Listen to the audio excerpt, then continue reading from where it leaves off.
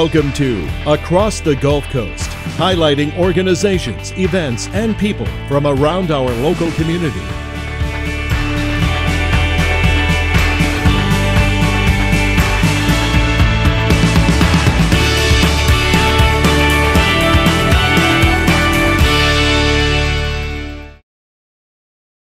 Hello and welcome to a special episode of Across the Gulf Coast. I'm Cam Johnson, Public Affairs Manager for Cox Communications, and we're going to have a special highlighted show today talking about the start of the Atlantic hurricane season. Of course, it is June and hurricane season has begun for us here along the Emerald Coast. So we're going to be joined by some of our emergency management directors from across the area to talk about what you can do to prepare for this season. We're going to kick it off in Okaloosa County today, and I'm joined now by the Chief of Emergency Management, Randy McDaniel. Randy, thank you so much for being my guest today. You're welcome. Thank you for having me here. So again, it is the start of hurricane season for us here along the Gulf Coast, and in the Atlantic hurricane season obviously runs until the end of November. Is that correct? Yes, but hurricanes don't read calendars. Absolutely. So. Yeah, we saw that, I think it was about 10 years ago, actually, when we had them well after November, so that is a good point. We did, and we've already had our first named tropical storm this year that made landfall in the Carolinas, so that's right. It didn't care that it wasn't June 1st. That's right. In fact, I totally forgot about that. We sure did.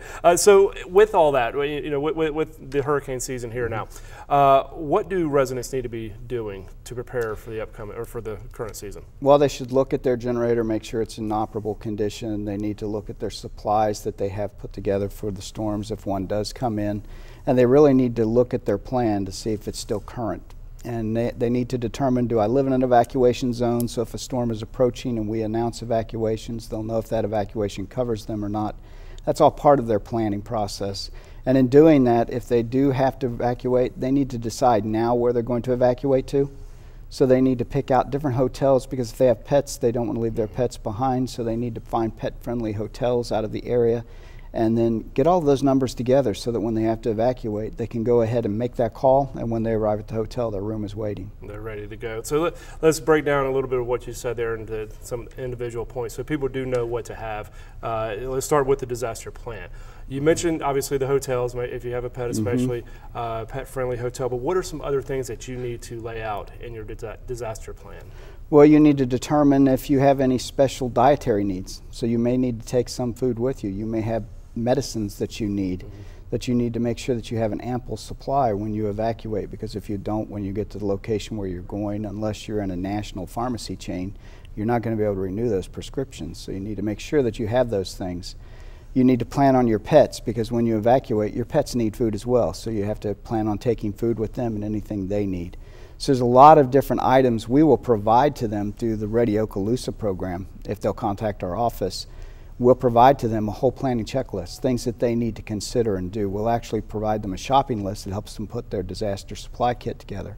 And they buy just a little bit each week, and by the time they get to the end of the list, they have their entire supply list put together, but they didn't have a major impact to their budget because they're buying it a little bit at a time. A little bit at a time, yeah, that's a great point. You don't have to go out right now and buy everything. No. Just a little bit here and there, that definitely helps you build the kit. So the kit will help, obviously, if you evacuate, but if you decide to stay home, what are some things you will need to do if you do decide to ride out the storm at your home? Well, again, your generator that I already brought up, and you want to make sure that you use your generator correctly, because you don't want to cause problems with the folks that are working on the electrical lines, because your generator can actually backfeed back through the system if it's connected wrong. So if you're going to utilize the generator, use it correctly. If it's going to be hooked into the house, make sure that you have a licensed electrician installing that switch so that you know it's going to be disconnected from commercial lines.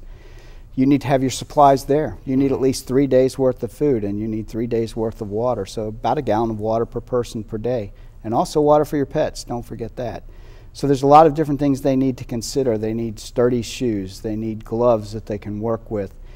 Before a storm starts to approach our county and come in, if they know that one's coming, they need to take all of the lawn decorations, I like to call it lawn garbage. You take the lawn decorations out of your yard because they turn into projectiles in high winds. You want to make sure prior to storm even approaching, I mean, look at your yard now. If you have trees that need trimmed back, now is the time to trim them back, not when the storm is coming in, because then that debris lays out there and it becomes projectiles. So you really want to take a look around your house and see how you can do things to protect your house, make it a little bit harder for those hurricanes to damage it. Look at your windows. Do you need shutters? If it's plywood shutters, go ahead and do that now. We've all seen on TV the rush to the Lowe's and the Home Depot where they're trying to buy their plywood and there's no plywood and people are scrambling in a panic, and that's part of your planning. Go ahead and do your shutters now and store them. Go ahead and get them cut and mark them and have them ready to go. So how do I make the decision? Should I stay or should I go? How should I decide that? Well, you need to know if you live in an evacuation zone. We evacuate for water inundation. So we're not evacuating for winds. That's our run from the water, hide from the wind. So when we announce an evacuation, it's going to be based on evacuation zones, and we have zones A through E. So they really need to know, do I live in one of those evacuation zones? Now they can either go to the county website, and there's a spot on the county website under emergency management under the hurricane tab that you can type in your address and it'll bring up a county map and tell you if you live in an evacuation zone. And if you do, it tells you which one you live in, so that when we announce those evacuations, you know it covers you.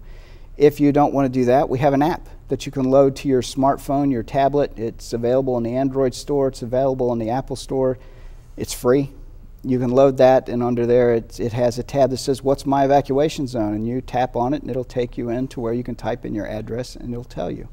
And then we also use that app so that you know if we're evacuating your area, the app will do push notifications to tell you. And we'll tell you if we're evacuating your spot. So that's how they need to make that decision. Yeah, I'm glad you brought up the app because, you know, in days past, we always would listen to the radio and the TV, which of course are still a great way to get information on the storm. But with technology nowadays, you do have that information at your fingertips. So talk to me a little bit about not just the Radio Okaloosa app, but also your social media with your Facebook and Twitter, how you guys plan to communicate with residents and then how they can communicate back to you. Well, I can give you an example of our Facebook account. We have, it's Okaloosa County Public Safety. They can log into that. They can friend request us. We'll accept their friend request. During the ice storm that we had, we actually had a gentleman from Alabama that was just traveling through our county that did not know which roads were open, how he could travel through, so he was communicating to the EOC through the Facebook messaging app. And we were able to direct him right through the county and get him home and get him on to Alabama where he lives. So it worked out well. So we also have Twitter. So we're actively monitoring those feeds. We monitor them every day, whether there's a storm coming or not. And you can actually type questions in there, ask us things, and we will reply to it. We'll give you responses, and then it answers everybody else out there that has the same question but didn't want to enter it. They get the answer as well. And then we have our app as well that you can reach out to. And in the app, it gives you disaster supply kits. It tells you how to shelter in place. It will allow you to access the beach cam so that you can see what the beaches are doing. And it gives you information on rip currents. It will tell you what evacuation zone you live in. Another thing it will do for us and for the residents is it has a damage reporting tab. So if a storm does go through, the resident can actually open up that tab, enter their address in, type in a brief description of their damage, snap a picture with their tablet or their smartphone, and send it to the EOC. Wow, I bet that's great. So you guys are having extra eyes out on the road. And it gives us situational awareness because we have limited resources to deploy after a storm. So it gives me a picture of who needs my resources the most, so I know where to send them. Absolutely, that's fantastic. And the technology really has been a great asset in that way. But if maybe somebody wants to go the more traditional route, and with the Citizen Information Line, I know, of course, this number is only active if the EOC is active. If the EOC is active, but what is another? What is that? Inside the county, they can dial 311. They'll get a live person, and they can ask their question. Those folks are sitting there, and they're ready to answer those questions. They can pull up the information that they need to answer the questions. If you're outside the county, if you evacuated and you want to know, can I come back? You can dial 850-609-7000, and that's the 311 number, but that's for outside the county. And then you can ask the same questions, but it's a live person. We're not recording things and trying to guess at what questions they're going to ask and then record the answer. We have somebody there waiting for the question, and they find the answer for them. That's great that somebody can call and talk to a live person to get. Yeah, I hate dialing 1 for this, press 2 for that. Absolutely. So we've talked about some of the evacuation zones and what you need to pack with you. Now, if say you're in the south end of the county and you do plan to evacuate, what are the evacuation routes here in Okaloosa County? We have our primary routes, 85, 285. So those are the two primary routes to take people north out of the county. Of course, they can go east or west on Highway 98 and go up through some of the other counties north. But as they go up through there, they can actually go to the county's webpage and they can download the evacuation route map. And it also lists all the shelters, where the shelters are located at along those routes. Now they have to understand that we don't open all of our shelters at one time. We open them in a phased manner. So the first two that we'll open for storms that's coming in is the Raider Arena on the Northwest Florida College campus in Niceville. That is a Category 5 hurricane shelter. We'll open that shelter, and then we will open up Davidson Middle School in Crestview, which is on the north end of Crestview on Old Bethel Road. And that one is our special needs shelter. So we'll open up both of those first, and then people can go to those shelters, and as they get to about 75% capacity, then we go to the next. But we'll announce those through press releases to the media as when the shelters are going to open and at what time, and we'll also push it out onto the app. Now, you mentioned the special needs shelter at Davidson. What about a pet shelter? Does the county have a pet shelter? Davidson is pet-friendly shelter, as well as the Raider Arena. The pets do not stay in the shelter with the people. They're kind of co-located with them in another building. With Davidson, we actually send the pets to a Paul's facility in Laurel Hill. The reason we do that is because we'll have people in there that could be severely allergic to pets. And we can't afford to have an allergic reaction where we can't get to them in the middle of the storm. So we don't put the pets in the shelter with them, but we will give them safe location. We take cats and dogs, and we'll take birds. The only thing we ask is that with the cats and dogs, you have that rabies shot. You can show us that they've had their rabies. We don't worry about anything else. If they have special dietary needs, then please bring that food with you. And you know, it's not a hotel. We ask them to bring them in their little carrier and kennel, but we will care for them. They're taken care of by Paul's employees and Humane Society employees. We're almost out of time. We got about a minute and a half or so left, but I did want to mention or talk about real quick. We talked about the evacuation process and everything else, but coming home, how long should the residents wait before they return following a storm? It really depends on the area they live in. If you live on Okaloosa Island and the Destin area, it may be a little bit longer before we can get those roadways open. Depending on how much sand has washed up over on the roads, they may be closed. And we simply can't open the areas because they're not safe to access. Other areas will open up very quickly. So it really depends on the area. The best way to find out if you can go back home, of course, if you're in one of our shelters, we're going to be announcing that in the shelters as places open up.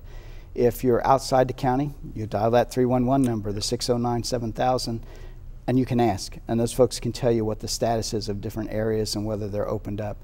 We don't do a lot of curfews and lock a lot of areas down. The only places that we really have a major concern is Okaloosa Island and then again Destin. Well, Randy, thank you so much for being my guest today. I really appreciate it. Hopefully we won't have to talk about this a whole lot this year. Well, I'm hoping they're right on their forecast. They're forecasting 50% of activity of a normal year, but let's hope they're right. We'll see. As you said, we've already had one named storm, but let's hope that's it for the year, or at least they stay well offshore. So thank you so much for being my guest today. You're welcome. Stay tuned. When we come back, we'll be joined by John Dosh of Escambia County Emergency Management.